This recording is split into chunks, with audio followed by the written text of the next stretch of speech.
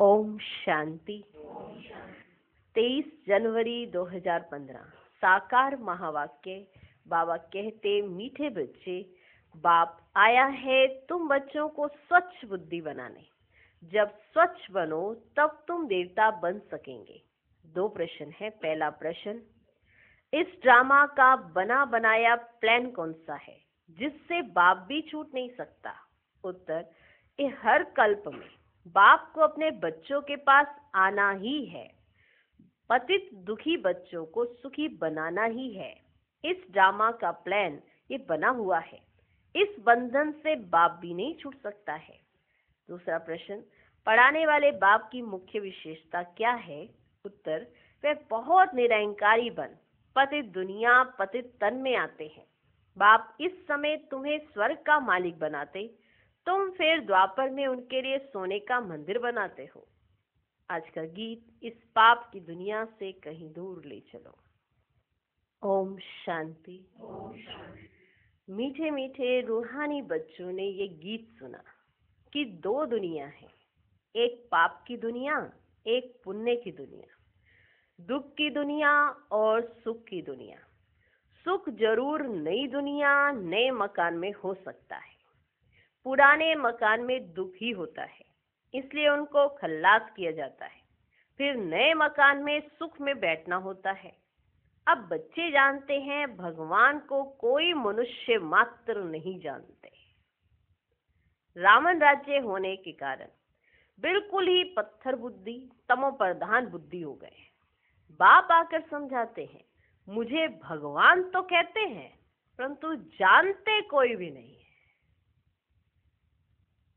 अब बाप आकर समझाते हैं कि मुझे भगवान तो कहते हैं पर जानते कोई भी नहीं है। भगवान को नहीं जानते तो कोई काम के ना रहे। दुख में ही हे प्रभु हे ईश्वर के पुकारते हैं, परंतु वंडर है एक भी मनुष्य मात्र बेहद के बाप रचता को नहीं जानते। कह देते हैं सर्वव्यापी है, कच्छ मच्छ में परमात्मा है। ये तो परमात्मा की गलानी करते हैं, बाप को कितना डिफेम करते हैं। इसलिए भगवान उवाच है, जब भारत में मेरी और देवी देवताओं की गलानी करते करते सीढ़ी उतरते तमो प्रधान बन जाते हैं, तब मैं आता हूँ। ड्रामा अनुसार बच्चे कहते हैं इस पार्ट में फिर भी आना पड़ेगा।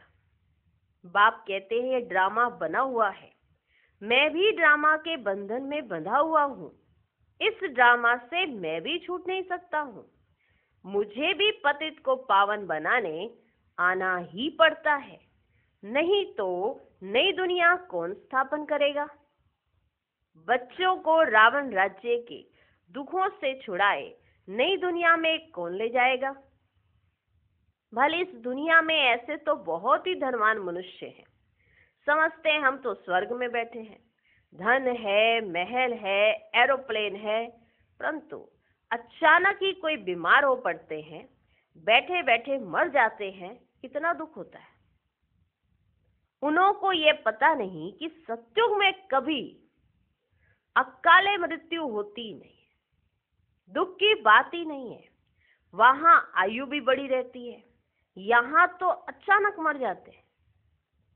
सत्युग में ऐसी बातें होती नहीं, वहां क्या होता है ये भी कोई नहीं जानते। इसलिए बाप कहते हैं कितने तुच्छ बुद्धि है, कितने तुच्छ बुद्धि है। मैं आकर इन्हों को स्वच्छ बुद्धि बनाता हूं। रावण पत्थर बुद्धि तुच्छ बुद्धि बनाते हैं, भगवान स्वच्छ बुद्धि बना रहे हैं। बाप तुमको मनुष्य से देवता बना रहे हैं। सब बच्चे कहते हैं सूर्यवंशी महाराजा महारानी बनने आए हैं। एम ऑब्जेक्ट सामने है, नर से नारायण बनना है। यह है सत्य नारायण की कथा। फिर भक्ति में ब्राह्मण कथा सुनाते रहते हैं। सचमुच कोई नर से नारायण बनता थोड़े ही है। तुम तो सचमुच नर से नारायण बनने आए हो। कोई कोई पूछते हैं आपकी संस्था का उद्देश्य क्या है? बोलो नर से नारायण बनना, ये है हमारा उद्देश्य। परंतु ये कोई संस्था नहीं है, ये तो परिवार है। ये कोई संस्था नहीं है, ये तो परिवार है। माँ, बाप और बच्चे बैठे हैं। भक्ति मार्ग में तो गाते थे, तुम मात पिता हम बालक तेरे। हे मात पिता, जब आप आते हैं तो हम आपसे सुख घनेरे लेते हैं, हम विश्व के मालिक बनते हैं। अभी तुम विश्व के मालिक बनते हो ना, सो भी स्वर्ग के। अब ऐसे बाप को देखते कितना खुशी का पारा चढ़ना चाहिए, जिसको आधा कल्प याद किया है। हे भगवान आओ, आप आएंगे तो हम आपसे बहुत सुख पाएंगे। ये बेहद का बाप तो बेहद का वर्षा देते हैं, सो भी 21 जन्म के लिए। बाप कहते मैं तुमको दैवी संप्रदाय बनाता हूँ, रावण आसुरी संप्रदाय बनाते हैं। मैं आदि सनातन देवी देवता धर्म की स्थापना करता हूँ। वहां पवित्रता के कारण आयु भी बड़ी रहती है। यहाँ है भोगी, अचानक मरते रहते हैं। वहां योग से वर्षा मिला हुआ रहता है, आयु भी 150 वर्ष रहती है। अपने समय पर एक शरीर छोड़ दूसरा लेते हैं। तो ये नॉलेज बाप ही बैठ कर देते हैं। भक्त भगवान को ढूंढते हैं ना, भक्त भगवान को ढूंढते हैं, समझते हैं शास्त्र पढ़ना, तीर्थ आदि करना, ये सब भगवान से मिलने के रास्ते हैं। बाप कहते हैं रास्ते है ही नहीं, है ही नहीं। रास्ता तो मैं ही बतलाऊंगा, रास्ता तो मैं ही बतलाऊंगा। तुम तो कहते थे हे अंधों की लाठी प्रभु आओ, हमको शांति धाम सुखधाम ले चलो। तो बाप ही सुखधाम का रास्ता बताते हैं। बाप कभी दुख नहीं देते, भगवान कभी दुख नहीं देते हैं। यह तो बाप पर झूठे इल्जाम लगा देते हैं। कोई मरता है तो भगवान को गाली देने लग पड़ते हैं। बाप कहते मैं थोड़ी किसी को मारता हूँ या दुख देता हूँ, यह तो हर एक का अपना पाठ है। मैं जो राज्य स्थापन करता हूँ वहां अकाले मृत्यु दुख आदि कभी होता ही नहीं है। मैं तुमको सुखधाम ले चलता हूँ। बच्चों के रोमांच खड़े हो जाने चाहिए। ओहो, बाबा हमको पुरुषोत्तम बना रहे हैं। मनुष्यों को यह तो पता ही नहीं है कि संगम युग को पुरुषोत्तम कहा जाता है। भक्ति मार्ग में भक्तों ने फिर पुरुषोत्तम मास आदि बैठ बनाए हैं। वास्तव में है पुरुषोत्तम युग, जबकि बाप आकर ऊंच से ऊंच बनाते हैं। अभी तुम पुरुषोत्तम बन रहे हो। सबसे ऊंच से ऊंच पुरुषोत्तम लक्ष्मी नारायण ही हैं। मनुष्य तो कुछ भी समझते नहीं है। चढ़ती कला में ले जाने वाला एक ही बाप है। सीढ़ी पर किसको भी समझाना देखो बच्चे बहुत सहज है। किस पर समझाना? सीढ़ी पर। बाप कहते हैं अब खेल पूरा हुआ, घर चलो। अभी ये पुराना छी चोला छोड़ना है। तुम पहले नई दुनिया में सतो प्रधान थे, फिर 84 जन्म भोग तमो प्रधान शूद्र बन पड़े हो। अब फिर शूद्र से ब्राह्मण बने हो। अब बाप आए हैं भक्ति का फल देने। धारणा के लिए मुख्य सार। पहला पॉइंट, माया का बहुत बड़ा पंप है, इससे अपना मुंह मोड़ लेना है। सदा इसी खुशी में रोमांच खड़े हों कि हम तो अभी पुरुषोत्तम बन रहे हैं, भगवान हमें पढ़ाते हैं। दूसरा पॉइंट, विश्व का राज्य भाग्य लेने के लिए सिर्फ पवित्र बनना है। जैसे बाप निरहंकारी बन पतित दुनिया पतित तन में आते हैं, ऐसे बाप समान निरहंकारी बन सेवा करनी है। आज का वरदान, गलानी करने वाले को भी गुणमाला पहनाने वाले इष्ट देव महान आत्मा भव। जैसे आजकल आप विशेष आत्माओं का स्वागत करते समय कोई गले में स्थूल माला डालते हैं तो आप डालने वाले के गले में रिटर्न कर देते हो। ऐसे गलानी करने वाले को भी आप गुणमाला पहनाओ तो वे स्वतः ही आपको गुणमाला रिटर्न करेंगे, क्योंकि गलानी करने वाले को गुणमाला पहनाना अर्थात जन्म जन्म के लिए भक्त निश्चित कर देना है। ये देना ही अनेक बार का लेना हो जाता है। यही विशेषता इष्ट देव महान आत्मा बना देती है। आज का स्लोगन, अपनी मनसा वृत्ति सदा अच्छी पावरफुल बनाओ तो खराब भी अच्छा हो जाएगा। अव्यक्त स्थिति का अनुभव करने के लिए विशेष संवरण। कोई भी कर्म करते सदैव यही स्मृति रहे कि हर कर्म में बाप दादा मेरे साथ भी है और हमारे इस अलौकिक जीवन का हाथ उनके हाथ में है, अर्थात जीवन उनके हवाले है। फिर जिम्मेवारी उनकी हो जाती है। सभी बोझ बाप के ऊपर रख अपने को हल्का कर दो तो कर्म योगी फरिश्ता बन जाएंगे। ओम शांति। क्या देने? भक्ति का फल देने। बाप ने सतयुग में फल दिया था। बाप है ही सुखदाता। बाप पतित पावन आते हैं तो सारी दुनिया के मनुष्य मात्र तो क्या, प्रकृति को भी सतो प्रधान बनाते हैं। सारी दुनिया के मनुष्य मात्र तो क्या, बाप तो प्रकृति को भी सतो प्रधान बनाते हैं। देखो, जिसके कारण मनुष्यों को दुख होता है, एक अपने कर्मों के कारण एक प्रकृति दुखी करती है, तो बाप क्या करते हैं कि एक ऐसी दुनिया बना देते हैं जहां आपको दुख ही नहीं होगा, ना अकाले मृत्यु होगी। क्योंकि जैसे यहाँ पर किसी की मृत्यु हो जाती है तो भी तो उनके घर में दुख ही लगा है ना, तो दुख रहता है तो अकाले मृत्यु नहीं होगी। प्रकृति जो तंग करती है, प्रकृति भी सतो प्रधान बन जाती है, तो प्रकृति भी तंग नहीं करेगी। अभी तो देखो बच्चे, प्रकृति भी तमो प्रधान है। अनाज आदि मिलता ही नहीं। वे समझते हैं हम ये करते हैं कि भगवान ऐसे कर रहे हैं, अनाज ही नहीं दे रहे हैं। भगवान ने बारिश करा दी, भगवान ने ऐसे करा दिया, इतनी अच्छी फसल थी, सब कुछ अच्छा था, ऊपर से ओले पड़ गए। ये भगवान ने करा दिया, हे भगवान ऐसे मत करो। तो ऐसे ऐसे कहते रहते हैं। वो समझते हैं हम ये करते हैं। अगले साल बहुत अनाज होगा, परंतु कुछ भी होता नहीं। हमेशा ये कहा जाता है कि अगले साल बहुत अनाज होगा, पर होता कुछ भी नहीं। नेचुरल कैलेमिटीज तो कोई क्या कर सकेंगे? नेचुरल कैलेमिटीज को कोई क्या कर सकेंगे? रोक सकता है कोई? नहीं रोक सकता। फैमन पड़ेगा, अर्थक्वेक होगी, बीमारियां होंगी, रक्त की नदियां बहेंगी। यह वही महाभारत लड़ाई है। बाबा ये बार बार क्यों कहते? ये वही महाभारत लड़ाई है कि बच्चे सोचो, जब महाभारत की लड़ाई लग रही है तो मैं भी तो कहीं आया हुआ हूँगा। इसलिए याद कराया जाता है, ये वही महाभारत लड़ाई है। अब बाप कहते तुम अपना वर्षा पालो, मैं तुम बच्चों को स्वर्ग का वर्षा देने आया हूँ। माया रावण श्राप देती है, नरक का वर्षा देती है। यह भी खेल बना हुआ है। बाप कहते हैं ड्रामा अनुसार मैं भी शिवालय स्थापन करता हूँ।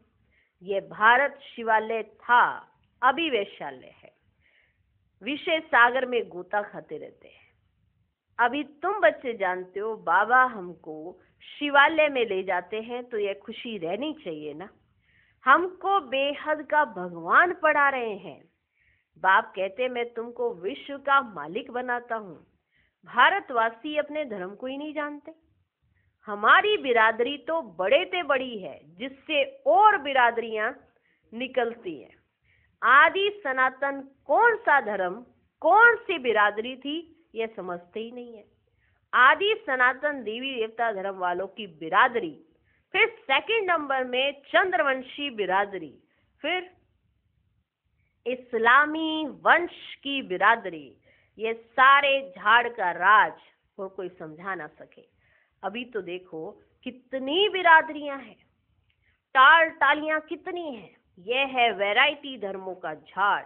ये बातें बाप ही आकर बुद्धि में डालते हैं, बुद्धि में डालते हैं। ये पढ़ाई है, ये तो रोज पढ़नी चाहिए। भगवान उवाच, मैं तुमको राजाओं का राजा बनाता हूँ। ये वो पढ़ाई है जिसे एक भी दिन मिस नहीं करना चाहिए, रोज पढ़नी चाहिए। पतित राजाएं तो विनाशी धन दान करने से बन जाते हैं, मैं तुमको ऐसा पावन बनाता हूँ जो तुम 21 जन्म के लिए विश्व का मालिक बनते हो। वहां कभी अकाले मृत्यु होती नहीं, अपने टाइम पर शरीर छोड़ते हैं। तुम बच्चों को ड्रामा का राज भी बाप ने समझाया है। पहले किसको पता था कि ऐसा कैसे होता है, पहले क्या हुआ, आगे क्या होने वाला है? कोई कुछ नहीं जानता था, बस चल रहे थे। आज हम सब कुछ जानते हैं, जो जो बाबा ने बताया वो जानते हैं। तुम बच्चों को ड्रामा का राज भी बाप ने समझाया है। वह बाइस्कोप ड्रामा आदि निकले हैं तो इस पर समझाने में भी सहज होता है। जैसे वो निकले हुए हैं तो इस पर भी समझाने में सहज होता है। आजकल तो बहुत ड्रामा आदि बनाते हैं, मनुष्यों को बहुत शौक हो गया है। वे सब हैं हद के, यह है बेहद का ड्रामा। इस समय माया का पंप बहुत है। मनुष्य समझते हैं अभी तो स्वर्ग बन गया है, आगे थोड़ी इतनी बड़ी बिल्डिंग्स आदि थी, तो कितना ऑपोजिशन है। भगवान स्वर्ग रचते हैं तो माया भी अपना स्वर्ग दिखाती है। लो, भगवान कहते मैं तुम्हारे लिए स्वर्ग रचने आया हूं, तो माया कहती लो मैं पहले ही दिखा देती हूँ, लो ले लो, तुम आओ मेरे स्वर्ग में आ जाओ। तो बच्चे मूंझ जाते हैं, बच्चे उस आर्टिफिशियल स्वर्ग में चले जाते हैं और बाप का हाथ छोड़ देते हैं। भगवान स्वर्ग रचते हैं तो माया भी अपना स्वर्ग दिखाती है। यह है सब माया का पंप, इसका फॉल होना है। कितनी जबरदस्त माया है, तुमको उनसे मुंह मोड़ना है। बाप है ही गरीब निवाज, साहूकारों के लिए स्वर्ग है, गरीब बेचारे नरक में है। तो अब नरकवासियों को स्वर्गवासी बनाना है। गरीब ही वर्षा लेंगे, साहूकार तो समझते हम स्वर्ग में बैठे। स्वर्ग नरक यहाँ ही है। इन सब बातों को अब तुम समझते हो। भारत कितना भिखारी बन गया है। क्या बन गया है? भिखारी। भारत ही कितना साहूकार था, एक ही आदि सनातन धर्म था, अभी भी कितनी पुरानी चीजें निकलती रहती है। देखिए ना, आज दिन तक खुदाई कर करके इतनी पुरानी पुरानी चीजें निकालते हैं, कहते इतने वर्षों की पुरानी चीज है। तो विचार करने वाली बात है, इतने वर्षों पुरानी तो हो ना सके। जिस चीज से इतने वर्षों की कह रहे वो इंस्ट्रूमेंट भी तो अभी बना है, जिससे मैयर किया जा रहा है कि बहुत समय पुरानी है, वो चीजें भी तो अभी बनी है। कहते इतने वर्षों की पुरानी चीज है, हड्डियां निकालते हैं, कहते इतने लाखों वर्ष की है। क्या? हड्डियां निकालते हैं ना। अब लाखों वर्ष की हड्डियां फिर कहां से निकल सकती? उनका फिर दाम भी कितना रखते हैं। लाखों वर्ष की हड्डियां हैं, निकल सकती? नहीं निकल सकती। फिर उन पर दाम भी रखा जाता है और लोग खरीदते भी हैं, हड्डियां खरीद के लेके जा रहे। माना एंटीक पीस। बाप समझाते हैं मैं आकर सबकी सदगति करता हूँ, इनमें प्रवेश कराता हूँ। ये ब्रह्मा साकारी है, यही फिर सूक्ष्म वतनवासी फरिश्ता बनते हैं। वह अव्यक्त, ये व्यक्त। बाप कहते मैं बहुत जन्मों के अंत के भी अंत में आता हूँ। जो नंबर 1 पावन वह फिर नंबर 1 पतित। मैं इनमें आता हूँ क्योंकि इनको ही फिर नंबर 1 पावन बनना है। ये अपने को कहाँ कहते हैं कि मैं भगवान हूँ, फलाना हूँ? ये अपने को कहाँ कहते हैं कि मैं भगवान हूँ, फलाना हूँ? बाप भी समझते हैं मैं इस तन में प्रवेश कर इन द्वारा सबको सतो प्रधान बनाता हूँ। अब बाप बच्चों को समझाते हैं तुम अशरीरी आए थे, फिर 84 जन्म ले पाठ बजाया, अब वापिस जाना है। अपने को आत्मा समझो, देह अभिमान तोड़ो। क्या समझो अपने को? आत्मा। और तोड़ो क्या? देह अभिमान। सिर्फ याद की यात्रा पर रहना है। और कोई तकलीफ नहीं है। जो पवित्र बनेंगे, नॉलेज सुनेंगे, वही विश्व के मालिक बनेंगे। कितना बड़ा स्कूल है। पढ़ाने वाला बाप कितना निरंकारी बन पतित दुनिया पतित तन में आते हैं। भक्ति मार्ग में तुम उनके लिए कितना अच्छा सोने का मंदिर बनाते हो। उस समय तुमको स्वर्ग का मालिक बनाता हूँ तो पतित शरीर में आकर बैठता हूँ। फिर भक्ति मार्ग में तुम हमको सोमनाथ मंदिर में बिठाते हो। मैं तुमको विश्व का मालिक बनाता हूँ और सोने के महलों में बिठाता हूँ, और फिर तुम क्या करते हो? फिर तुम मुझको सोमनाथ का मंदिर बनाते हो और उसमें बिठाते हो। सोने हीरो का मंदिर बनाते हो, क्योंकि तुम जानते हो हमको स्वर्ग का मालिक बनाते हैं, इसलिए खातिरी करते हो। इसीलिए खातिरी करते हो ना, क्योंकि तुमको तो सोने हीरे जवाहरातों का महल दिया, ठीक है, तो तुमने भी क्या किया? फिर मंदिर बना दिया, उसमें सोने हीरे जवाहरात लगा दिए, तो खातिरी की ना आपने। यह सब राज समझाया है। भक्ति पहले अव्यभिचारी फिर व्यभिचारी होती है। आजकल देखो मनुष्यों की भी पूजा करते रहते हैं। गंगा के कंठे पर देखो शिवो हम कह बैठ जाते हैं। माताएं जाकर दूध चढ़ाती है, पूजा करती हैं। इस दादा ने खुद भी किया है। पुजारी नंबर 1 बना है ना, पूजा करने में नंबर 1, तो पुजारी नंबर 1 बना है ना। वंडर है ना। बाप कहते हैं ये वंडरफुल दुनिया है, ये दुनिया ही बड़ी वंडरफुल है। कैसे स्वर्ग बनता है, कैसे नरक बनता है, सब राज बच्चों को समझाते रहते हैं। ये ज्ञान तो शास्त्रों में नहीं है, वह है फिलॉसफी के शास्त्र। यह है स्पिरिचुअल नॉलेज जो रूहानी फादर के व तुम ब्राह्मणों के सिवाय कोई दे ही न सके। और तुम ब्राह्मणों के सिवाय रूहानी नॉलेज किसको मिल ना सके। जब तक ब्राह्मण ना बने तो देवता बन ना सके। तुम बच्चों को बहुत खुशी रहनी चाहिए, भगवान हमको पढ़ाते हैं। तुम बच्चों को बहुत खुशी रहनी चाहिए, भगवान हमको पढ़ाते हैं, श्री कृष्ण नहीं। भगवान स्वयं आकर हमको पढ़ाते हैं, तो कितनी खुशी होनी चाहिए। अच्छा, मीठे मीठे सिकिलधे बच्चों प्रति माता पिता बाप दादा का याद प्यार और गुड मॉर्निंग। रूहानी बाप की रूहानी बच्चों को नमस्ते। हम रूहानी बच्चों के भी रूहानी बाप को नमस्ते नमस्ते नमस्ते। Good morning good morning good morning. धारणा के लिए मुख्य सार। पहला पॉइंट, माया का बहुत बड़ा पंप है, इससे अपना मुंह मोड़ लेना है। सदा इसी खुशी में रोमांच खड़े हों कि हम तो अभी पुरुषोत्तम बन रहे हैं, भगवान हमें पढ़ाते हैं। दूसरा पॉइंट, विश्व का राज्य भाग्य लेने के लिए सिर्फ पवित्र बनना है। जैसे बाप निरंकारी बन पतित दुनिया पतित तन में आते हैं, ऐसे बाप समान निरंकारी बन सेवा करनी है। आज का वरदान, गलानी करने वाले को भी गुणमाला पहनाने वाले इष्ट देव महान आत्मा भव। जैसे आजकल आप विशेष आत्माओं का स्वागत करते समय कोई गले में स्थूल माला डालते हैं, तो आप डालने वाले के गले में रिटर्न कर देते हो। ऐसे गलानी करने वाले को भी आप गुणमाला पहनाओ, तो वह स्वतः ही आपको गुणमाला रिटर्न करेंगे।